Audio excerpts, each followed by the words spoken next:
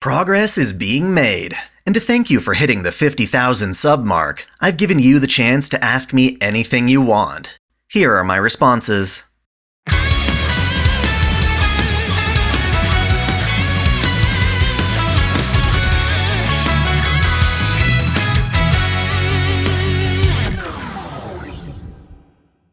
Welcome back to OtakuDaiKun, Dai here. That's right, the channel has recently hit 50,000 subs. YouTube doesn't seem to value that as much anymore, given how my average video is lucky to reach even 1/10 of that, but reaching this landmark is still a celebratory occasion. Here's to doubling that number in half the time it took to get here. In celebration, I once again opened up a community post, allowing you to submit any questions you want answered. From them, I've picked the most interesting ones. Let's take a look, shall we? Do you think Nasu will ever give us that Tsukihime remake that we all want? Initially, I'd say don't hold your breath, but apparently Nasu said that the remake is currently being play-tested.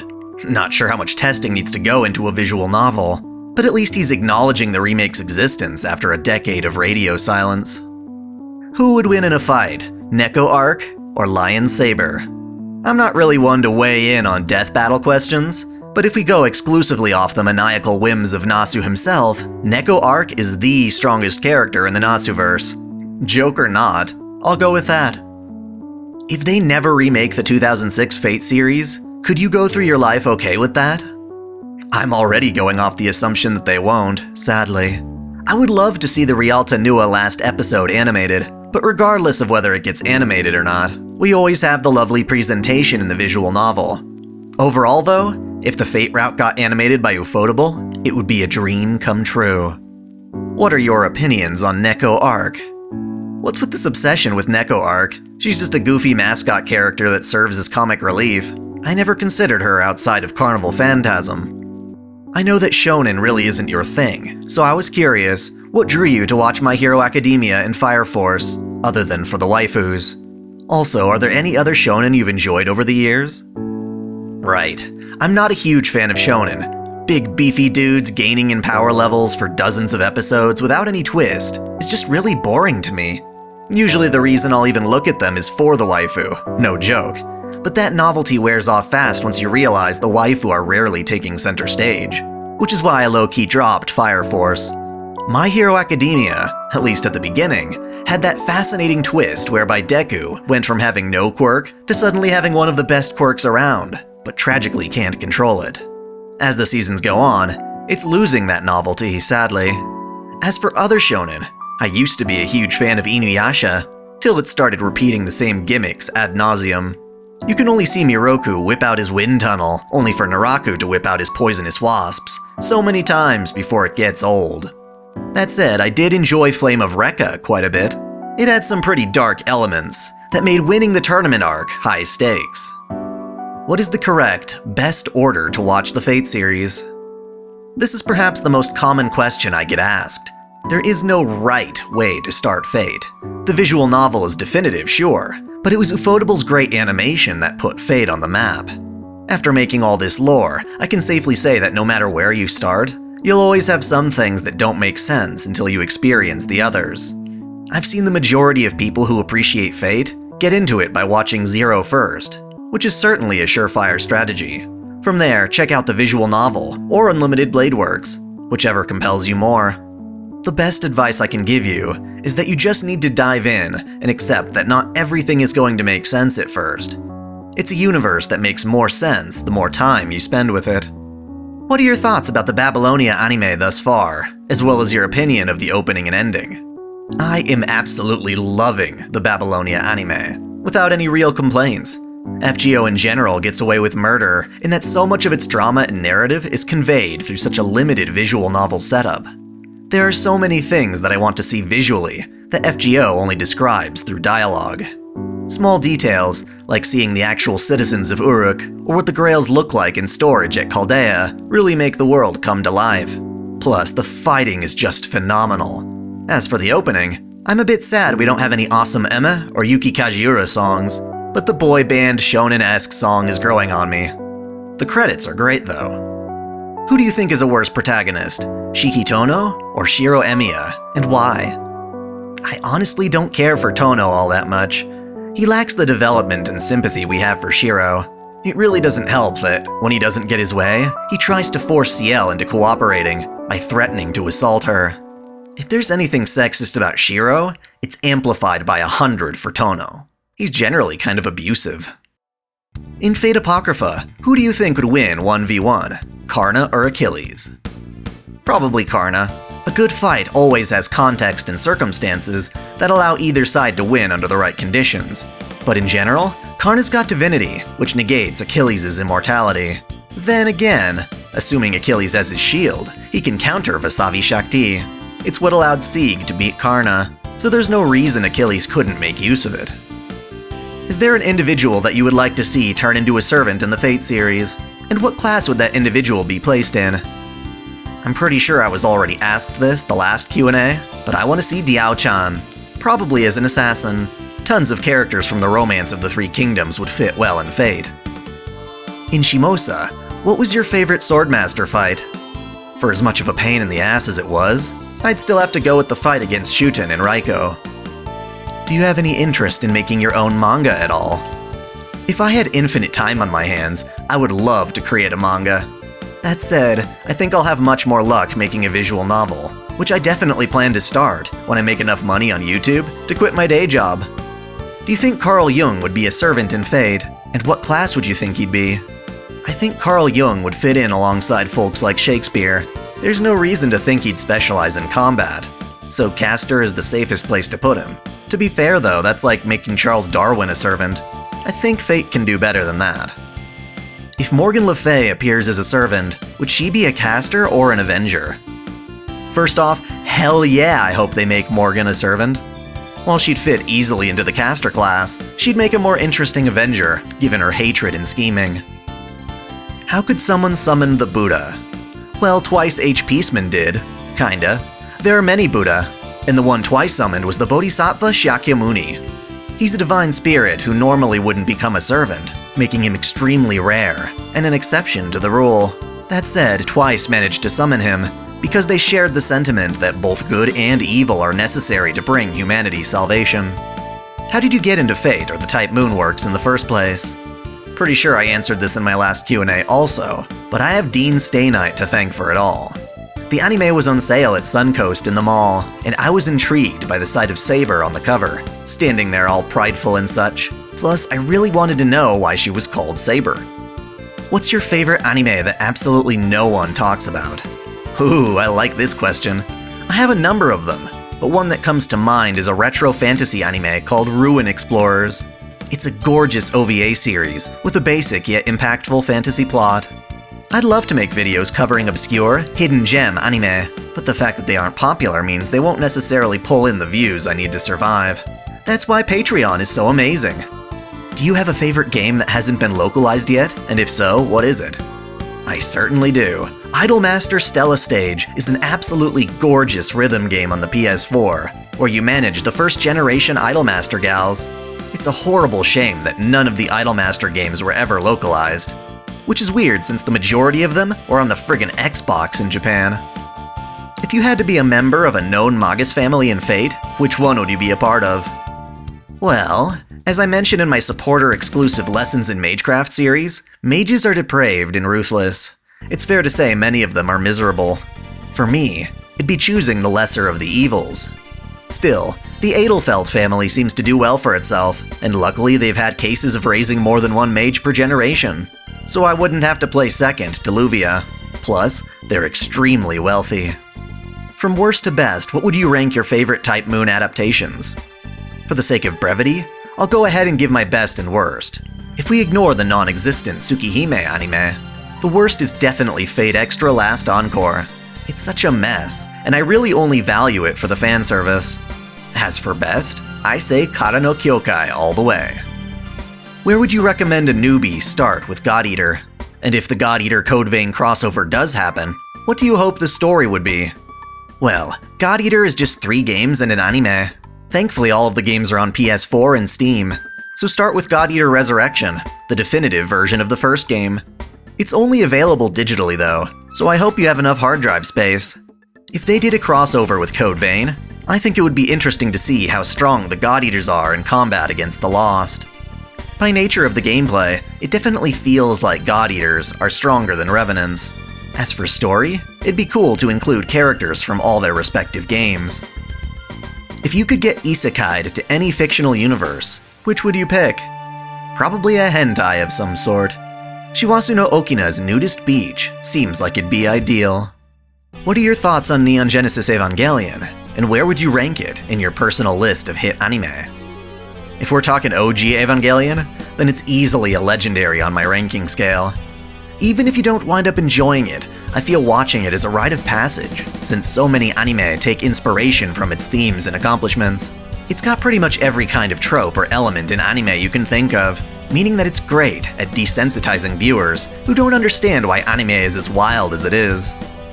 What was your motivation to start the channel, and has that motivation changed since its inception? I started this channel, honestly, when social justice types started pissing all over anime at the time of Tokyo Mirage Sessions, Fire Emblem Fates, and Xenoblade Chronicles X being censored. I thought to myself, are you just gonna let people complain about the things you love, and let publishers think they need to listen to those people? OtakuDaiKun is meant to be yet another voice out on the internet to counteract people who trash my fandom and act like their opinions are objective facts. I advocate anti-elitism, anti-censorship, and try to foster a supportive community that sets a good example for anime fans. Ideally, I want a following large enough that companies will actually listen to my plights, but the only way for me to do that is for me to continue sharing what I enjoy with you guys. Thanks for being a part of that. What are your thoughts on the Persona franchise in general? Persona is a wonderful franchise that combines hot, popular youth culture with serious issues and mythologies, all while being fun as hell JRPGs with loads of content. I'm glad they're a mainstay in terms of appeal, with localizers knowing Western fans are gonna want each entry. I just wish Reset Era would back off and stop trying to ruin the creator's integrity. If you had obtained the Holy Grail, what would you wish for? Assuming it's an uncorrupted grail, I'd wish for immortality and wealth, so I can continue enjoying anime. I don't call myself an otaku for nothing. Where do you get the altered versions of certain anime songs that you play in the background? Truth is, I make them. Sorta. Being a YouTuber is hard because of copyright. Having music tracks that nobody else has data on is really beneficial and safe. What I do is scour the internet for MIDI files people have composed of certain songs, and I import them into GarageBand, a rudimentary music app for Apple computers. Depending on the quality of the MIDI, I try and separate out individual parts of the songs so that they can be played by their own instruments. I suppose I'd like to ask, are you planning to ever go to Comiket? If so, what fandoms outside of Fate would you be interested in? Sadly, I don't live in Japan. I've just visited there twice. My brother lives there though, and he got to go to Comiket. I would obviously love to go. If I could have any sort of presence or invitation to Anime Expo, I'd attend that, since it's the con with the most industry support in America. Are you into Vocaloid at all? If so, favorite Vocaloid character? Fuck yeah, I love Vocaloid. I really need to cover it more on the channel if that wasn't obvious. It's sad though, I can definitely sense Miku's popularity going downhill. Not enough new songs, games, or concerts. My favorite character is most definitely Luca Megurine. I missed the Waifu Wars videos, and I understand that the polls are easier for you to do, but have you considered bringing them back? Maybe with an approach that's not too time-consuming for you? Sadly, the biggest reason I don't make more Waifu Wars vids is because they get demonetized by YouTube. That and they just don't get the views needed to keep up with the algorithm. I feel I can introduce my viewers to plenty of waifu just by covering their various anime, so I've tried to do so more stealth-like by nesting their spotlights within broader videos. What is your favorite meme of the Fate series? Oh, that one's easy. The Scottish accent Skahak featured in my Tour of Chaldea parody. Outside of Fate, what series do you really want to know more about, or are in the process of learning more of, or want to make a video on?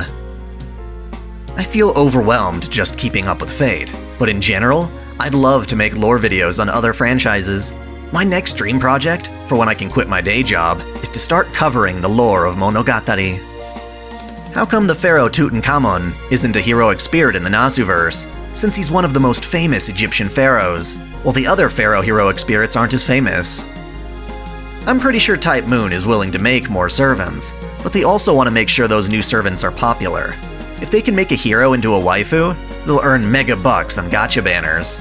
I think the devs just realized that, a lot of the time, they can make bank just by remixing already existing servants, such as the swimsuit versions. Maybe if people would stop freaking out over characters like Elizabeth Bathory, Type Moon would have to step up and pull from other existing heroes. If anime's creation was a consequence of World War II, and that war was actually caused by the First World War, does that mean that anime is actually Serbian? I think this question is making way too many leaps in logic, but I've definitely heard the argument that World War II heavily influenced anime. Satoshi Kon's Paranoia Agent can be interpreted as a narrative about how Japan began relying on kawaii culture and adorable mascots to try and run away from wartime responsibilities, their own guilt of atrocities committed during the war. That said, if World War II hadn't happened, would Japan still have created anime? That would require analyzing the butterfly effect. Ari-chan's Japanese dance teacher once mentioned that her ancestor was a kamikaze pilot, whose departure was cancelled when Japan surrendered following the atomic bombs. In other words, if not for the bombings, Ari-chan's teacher would never have been born. It's not fair to ask humans to judge whether the bombs were worth the things that came after them. It's not like we can change the past either way. Maybe we really do have World War II to thank for anime as we know it, but that doesn't change how horrible the war was. Do you read light novels or manga? I don't care for light novels. I'm attracted to anime for its visual qualities. While all great anime are first written as words, I prefer to wait until they're visualized in some way. That said, I do enjoy manga, but not nearly as often. Most of what I read are hentai, specifically because most animated H fail to capture the beauty of their original artwork. I've resorted to reading manga when an anime ends on a damn cliffhanger, or I'm impatient between seasons. Promised Neverland is a glorious example. I just had to know what came next. What's your favorite Pringles flavor? Now we're getting to the good questions. I think I most enjoy sour cream and onion. Now I'm hungry. How powerful do you think Shiro, fully trained, would be if the Age of Gods were present in the modern day? If the Age of Gods didn't come to an end, we'd still have gods, monsters, and sorcerers abound. Since Shiro has some aptitude as a magus, it's possible he'd be more capable during the Age of Gods.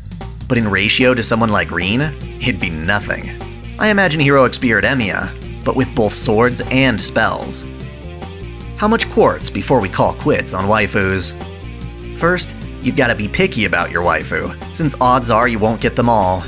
Second, save up for them well in advance. Use all the tickets and quartz you need to get at least one copy of your desired servant.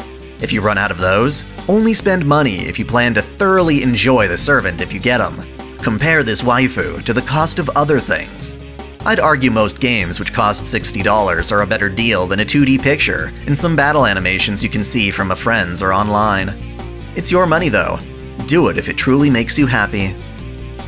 How many Fate lores in the Shimosa Singularity have you covered? As of right now, Musashi, Tomoe Gozen, Raiko, Shutendoji, Amakusa Shiro Tokisada, Kojiro Sasaki, Kato Danzo, and Fuma Kotaro. Did you know that SAO was Reki Kawahara's first novel, written in 2002, for a short story contest, meaning that a lot of the more questionable writing decisions the novel faced were simply the result of inexperienced writing? Or that because the early drafts of Sword Art Online began in 2002, it can actually be called into question whether or not Alice can be called a Saber clone? This was in response to a video I made a while back saying why I loved Sword Art Online. I still very much enjoy the show. I had no idea SAO was written prior to the release of the Fate Stay Night visual novel in 2004. People kept telling me Alicization would get way better, but honestly it seems like more of the same to me. I wouldn't accuse Kawahara of making Alice a Saber clone to begin with, nor would I condemn him if she were. You can't have too many badass female knights. If you could summon any servant for a Holy Grail war, who would it be and why? Easy answer, Artoria. There's nobody more trustworthy in my mind. I'll die on that hill. See what I did there? Do you read fanfics? I personally do not, for the same reason I don't read light novels. Not enough visual aesthetic. That said, I did get the chance to see a really great fanfic a while back by fellow YouTuber A Matissimo. It's on fanfiction.net, and it's called Fate Stay Night Airs. The fic is a thorough explanation of what could happen if Rin actually managed to summon Artoria like she wanted. For icing on the cake, it's got Yuri scenes and Sakura at a nightclub. What is something you find attractive even though you know you shouldn't? Back to the good stuff, huh? Not sure what defines should or shouldn't as far as attraction goes, but perhaps naturare? Not in real life, of course. That would be a nightmare. As a plot device, it's so corrupt and devious. This scary idea that no matter how deep your love, your partner could be taken from you because someone else just pleases them better. I don't even know who in that situation I identify with or what, but I'm certainly not repulsed in the way others are. What did you do before YouTube? I've been doing YouTube since before I graduated high school in 2008, so before that, probably just playing video games. I was very much into RPG Maker and other creative things. Before doing OtakuDaiKun specifically, I made AMVs, indie films, and other embarrassing things that you can find on my ancient relic of a channel, Daikun Productions.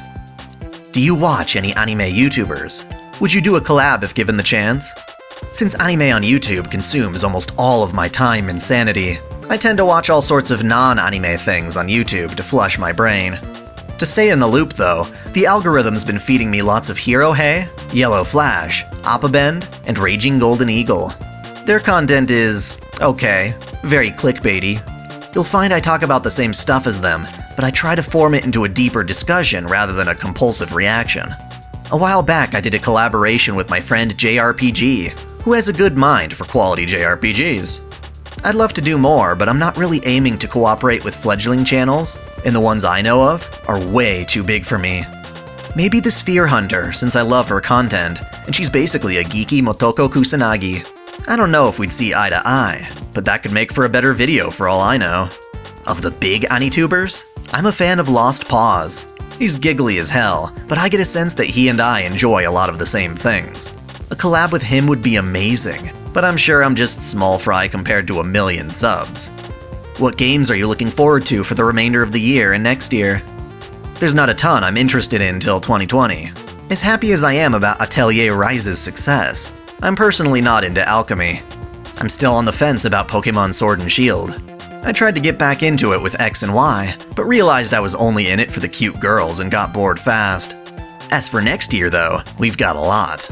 Off the top of my head, there's Persona 5 The Royal, Persona 5 Scramble, Final Fantasy VII Remake, Langrisser 1 and 2, Utuwarurumono Prelude to the Fallen, Tales of Arise, and Xenoblade Chronicles Definitive Edition. I'm also psyched for the Granblue Fantasy fighting game, and if it ever comes out, that crazy cool looking action RPG. I hope Tokyo Mirage Sessions bombs horribly. How did you and your wife meet? Pretty sure it was the first night of college. We were doing a dorm-wide meet-and-greet sort of thing, and Ani-chan mentioned J-pop to someone. My otaku senses started tingling, and I approached her. We spoke for hours after everyone else had left, and I was so thrilled I jumped and skipped on the way out. Have you considered what action you may have or failed to have taken that could have influenced your metrics? Are you content to dismiss this effect as the algorithm's doing? Great question. I honestly do everything I can to try and help my metrics. Whenever I think I've got a great hit, the views plummet, or something I didn't expect to take off does.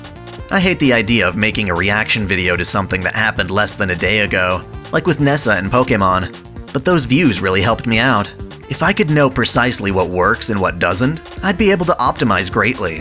But even when I try to mimic others' success, I realize the smartest thing is to just stay consistent and deliver on my promises. As you might have heard, there are tons of vids I'd love to attempt, but can't venture into without Patreon support. The dream would be to escape the algorithm and be more independent. YouTube has a tendency to reward certain types of videos and not others. Whatever it is that I make shouldn't have to bend to that. Am I the only one who thinks Ayako looks just like Shiki? She definitely looks a lot like Shiki, certainly as much as one saber face to another. We should just call it Shiki face. Or should it be Ayako face? Do you watch any other FGO YouTubers? Not really. I'm aware of them, yes. I like fan parodies like comic dubs seen on Sippy VA's channel. Caldea Gurus and I almost did a collab together. but that became a solo project. I know I've seen you guys on other channels, and that's cool. I just don't feel like watching guides and servant analyses.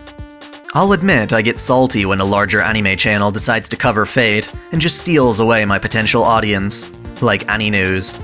That's just me though. Extreme S Manpig and I have been wanting to collaborate on Notes and Tsuki no Sango. Will we bang? That depends. Are you Mordred? Have you thought of doing a poll where people put in their ideas, and the winner is who you do a lore video about? That's a great idea, but usually as soon as I have a servant in mind to cover, I get straight to it. I have a hard time with requests, because some servants are JP exclusive, or mildly intimidating. Cats are dogs, and don't say both. As the proud owner of a dog and cat, it makes this hard to choose. I love them both, but if I had to note one as being more compatible with my personality and needs, I'd say dogs for sure. Are there any historic events you would like to see adapted into anime, or any history-inspired anime you would like to see? This question was in regards to Azure Lane and naval history. Outside of Fate, I don't really have a desire toward historical fiction. Still, some of my favorite anime often have references to, and take hints from history, culture, religion, etc. It's just nice to see it applied in a more fictional context. Maria the Virgin Witch and Attack on Titan are nice examples. Do you strangely get more aroused when a fluffy manga starts getting lewd, rather than the 2-second build-up during off-brand manga? I don't exactly read fluffy manga, but I can certainly say that I appreciate lewdness more when it's not the entire focus of a work. I much prefer the fan service in the Babylonia anime to, say, an Arrow series like High School DxD or 2 Love Ru. Why did you choose your YouTube name? I was shooting ideas at Ari-chan, and she said I should stick to something personal and honest. She suggested it, actually. Dai is a nickname I used to go by in high school while dating an ex. There was this silly online app that would turn your name into one that sounded Japanese, and mine came out as Daisetsu. Do you play Azure Lane? No. FGO is more than enough mobile gacha for me. Like Kantai Collection, it has a lot of cute characters though. What got you into anime initially? I was loving anime before I knew what it was. There were movies like My Neighbor Totoro, Pokemon, and Sailor Moon influencing my brain. Then my old friend Kevin invited me over to watch Adult Swim, and that turned me on to Cowboy Bebop and the overall concept of anime. Suddenly, everything fell nicely into place. Thoughts on Fate hentai? I'm for it. Yes, best culture. The best doujin ever made is Orange Maru's Hidden Quest featuring Mordred. Civilization could not be finer. Okay, that's a boatload of questions down. Thank you all for asking. Any more in this video would take away from my usual content. Again, I look forward to seeing that subscriber count climb. Hopefully the next Q&A will be sooner than later. Thanks for watching. If you enjoy this channel, help me beat the algorithm by liking, commenting, and sharing the video, subscribing to OtakuDaiKun, and most of all, smashing that notification bell as if it were your waifu. That way you'll never miss out on all of my anime content, lore videos, live streams, and Holy Waifu Wars polls. My vids are struggling to get featured, so that bell is absolutely critical. If you want to support me directly, check out my Patreon, or consider donating via Super Chat. And as always, celebrate your fandom.